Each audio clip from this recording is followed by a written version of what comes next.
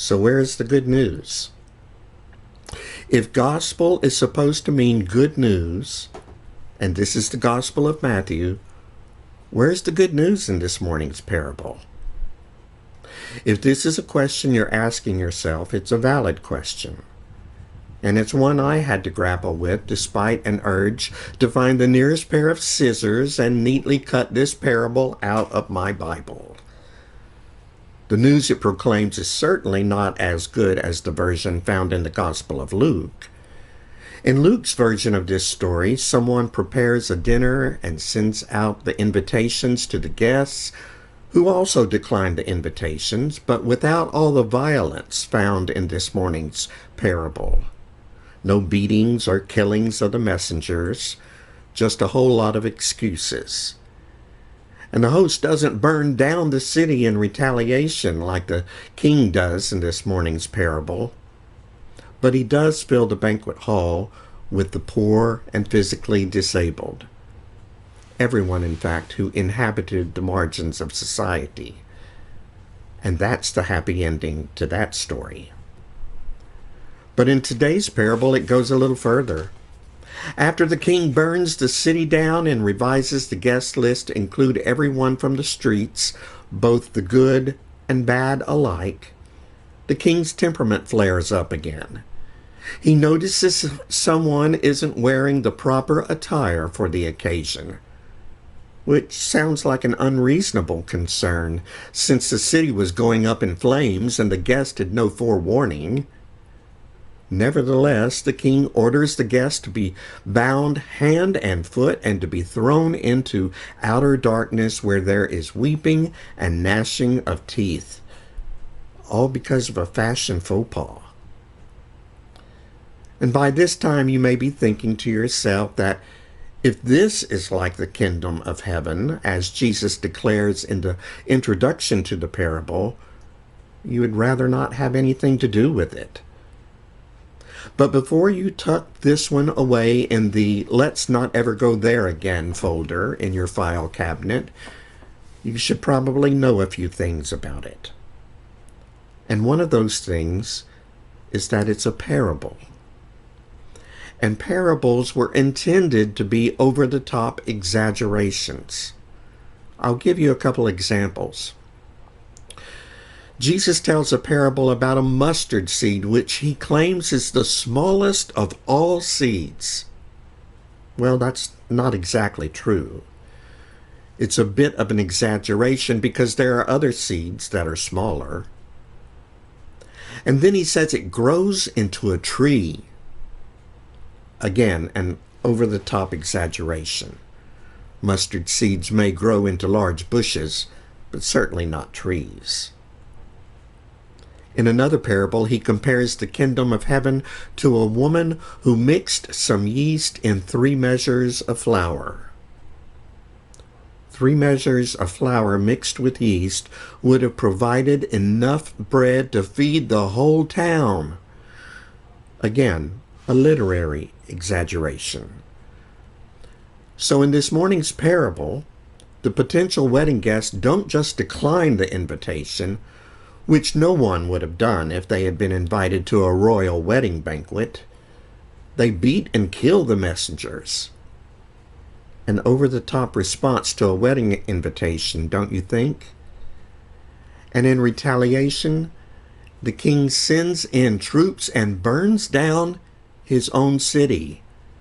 Again, a bit excessive. And the king's response to the wedding guest who isn't wearing the proper attire is also a tad extreme.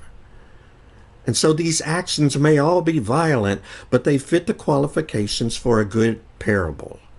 They are all excessive and exaggerated.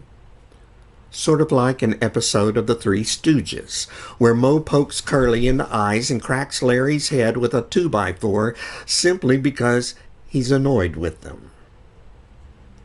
But what's the point of these things? And don't forget, we're still looking for a bit of good news. Well, if you were with us last week, you're probably thinking that part of this morning's parable sounds very similar to last week's parable.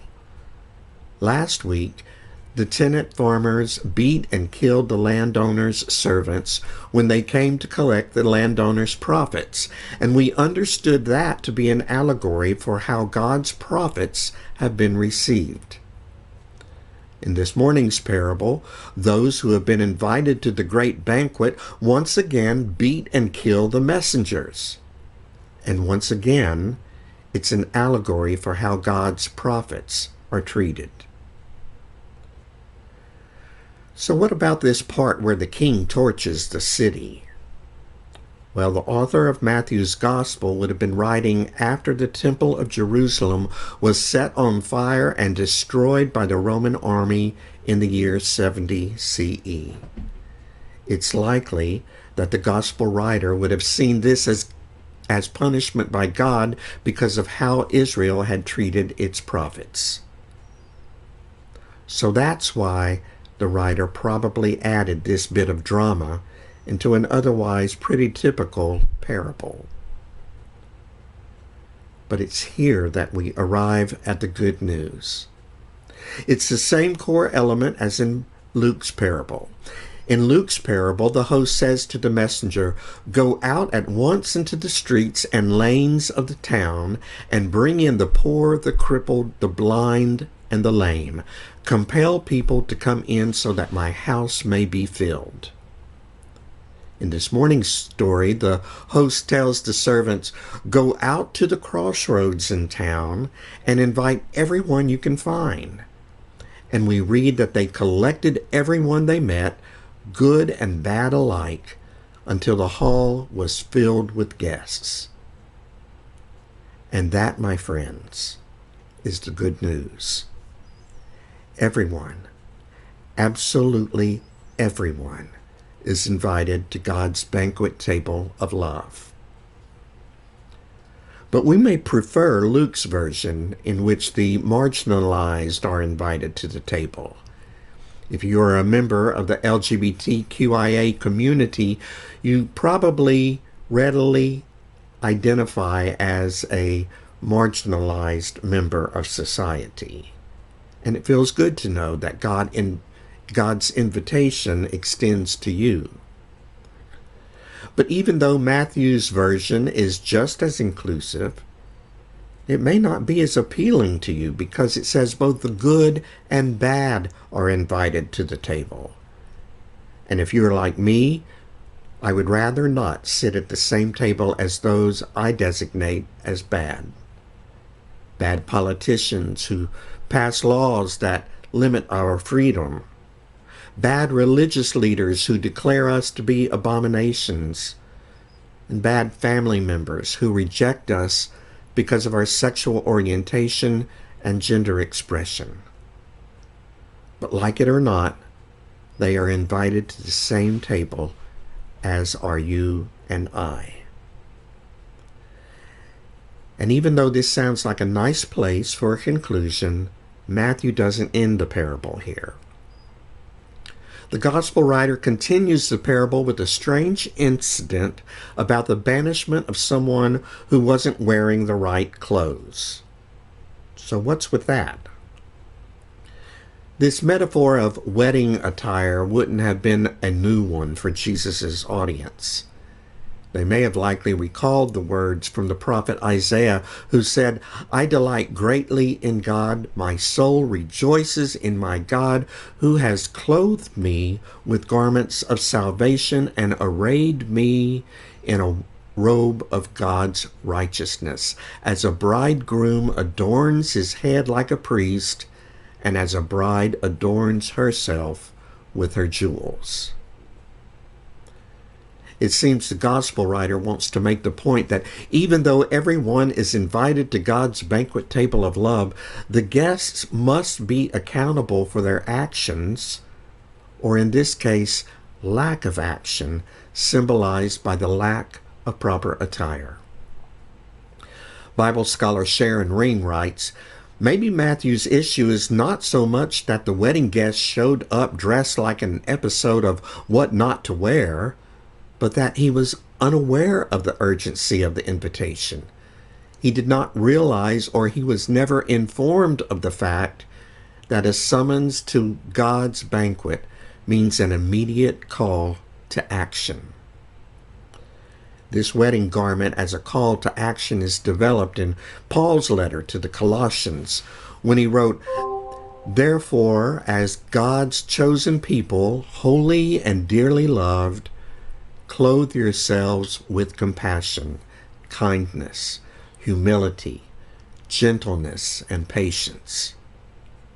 Bear with one another, and if anyone has a complaint against another, forgive each other. Just as Christ has forgiven you, you also must forgive. Above all, clothe yourselves with love, which binds everything together in perfect harmony." So in this morning's parable, the good news is that everyone is invited to God's banquet table of love. There are no exceptions regardless of what you may have heard. But there are expectations. And those expectations are that we dress appropriately.